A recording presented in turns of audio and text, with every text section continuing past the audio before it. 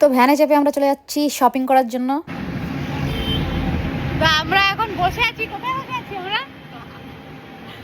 একদম রিক্সার মাঝে।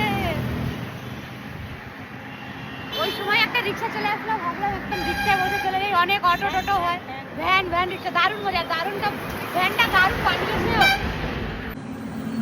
তো 10 টাকার ভাড়া দিয়ে আমরা পৌঁছে গেছি স্টার মল, আর আমরা পৌঁছে গেছি স্টার মলের ম্যাক্সে।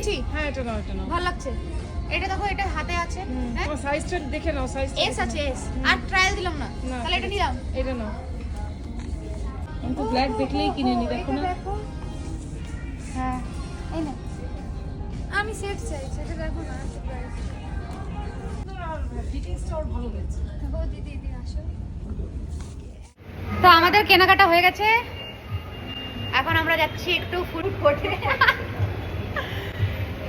তোমরা আসছো না? হ্যাঁ আসছো। কি পছন্দ হয়েছে মুটকি?